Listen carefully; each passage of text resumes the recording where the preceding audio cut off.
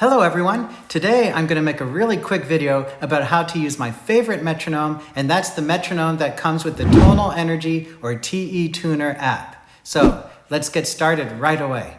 So I open my iPad or my iPhone or any device that I use, and I can find the icon for the TE Tuner right here, and it looks like this, and all I have to do is press that and the TE Tuner will open. Sometimes it says good morning, sometimes it just opens to the tuner. If I look to the bottom here, I can see all these different options that I have, and I'm going to go to the fourth one over that says Metro, which is the metronome, and press on that. So there it is. Now, there are two metronomes associated with this app. There is the simple and there's the advanced. So I'm going to show you both really quickly. So this one is the simple one. You can see the icon up in the left corner up here and right over here. And that means that we're just going to get one beat and it's just going to click like a regular metronome, and I'm going to show you a few of the options that we can use. So over here on the bottom we have options, accent, sound, and volume. I usually take the volume and hold it down and move it all the way to the top where it says 6 dBs because it makes it louder, and I really like a loud metronome. But you can also move the volume down and move the volume up. But I'm just going to leave it up there on 6 right there. Now, the sound, it tells you what kind of sound that you can have. So we're going to go over that first. But I'm going to change the speed here to, let's say, 60, like a heartbeat. So I'm going to start the metronome by pressing that arrow, like so. Now the metronome's beating nicely. You can see it's a very, very simple metronome. But if I press this little thing that looks like drumsticks, then I'm going to get a list of all the different sounds that I have. And as you can see, scrolling through it, there are a whole bunch of them and a few complicated things down there that we'll talk about in just a second. So right now it says default click, and that's what it sounds like. So let's just randomly listen to a few things. Here's one called Drum Jam 808. Drum Jam Kit. Cowbell 1. These are just randomly going through. Beep 1. That's nice. One more. Let's see. Pulse. Funny things like sleigh bells. One thing that I really like here is Cowbell 1 or Doctor. Like so. That sounds like a Doctor beat metronome. Now, I'm going to hit the word done and stick with the Doctor for a second. And over down here on the bottom, you can see where it says accent. And so I'm going to press the accent button. There you get a quite different sound, which I actually like. So I'm going to leave the accent on. So that's how I use the metronome. Now, if I want to change the speed, there's several ways to do it. One way is just to click where it says 60 and to type the number in I want. So if I want 120, I type 120, write done, it runs at 120. Let's try that again. How about 92? 92, done, there's 92. Perfect. Now another way I can do it is to hold the minus sign down, and then I get a circle here, and I can change the tempo by scrolling around with this wheel. So if I want to get, let's say, 63, I just scroll over there and play there. If I hit the plus button, it does the same thing. I can go up to even 174, just like that. Take the accent off, get a different sound. I can also change the sound. So that's basically what I do over there. Now, one really powerful tool that we have here is on the left side where it says tap tempo.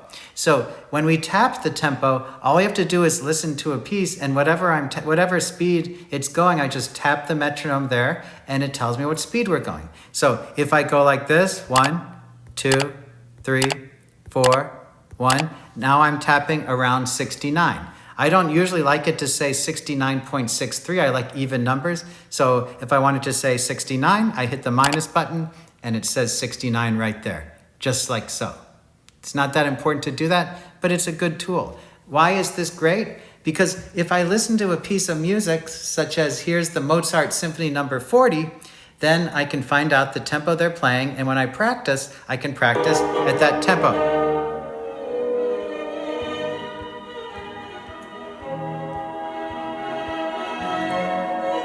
So Mozart's Symphony number 40 in this recording goes at about 108 or 109. So I'm going to use 108. And that brings the tempo exactly where I want it. I can also do slow pieces like that. So here's the meditation of Thais.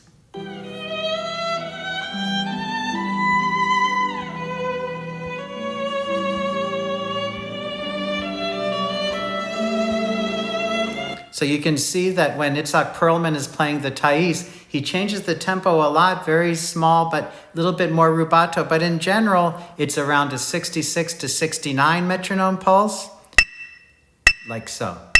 So that's very, very helpful because when I'm playing a piece and I want to know what tempo it is and how to practice it, I can just listen to a piece on YouTube and I can tap the tempo and figure out my tempo. Now, let's get to a few of the advanced features. So I'm going to click on the upper left-hand corner where there's the picture of the metronome, and that's going to bring me my advanced metronome. So the first thing that we have that's awesome is that I have all my meters. So it has a whole list of meters here. This is in 2/4 now. You can see that it's counting in 2, but it's easy. I just press 4/4. Now it counts in 4. 1, 2, 3, 4, 1. So I'm just going to turn the counting off here for a second. And I'm going to do it again. 2, 3. Let's see. Let's turn the counting totally off. You didn't see that? So now I'm in 4/4 here, and now I can start looking at the options. You can see that if I press the number, I either have a purple, a clear, or a gray, or a blue. So blue, purple, clear. So if they're all blue, they all sound the same. Like so. If I want an accent on the first beat, and I change it to purple, it should have a different sound. It just doesn't. So I'm going to try to do something else and hit the accent. There we go. So you need to hit that accent button on the bottom to get the accent on the first beat. 2, 3, 4. 1, 2, 3, 4. That's important to know. So that accent button over here is very, very important. Now, if I want to do subdivisions of the meter over here, I can click that. And if I wanted to click on eighth notes, then even though I'm in 4/4, it's going to click subdivisions of eighth notes. 3 and 4 and 1 and 2 and 3 and 4 and.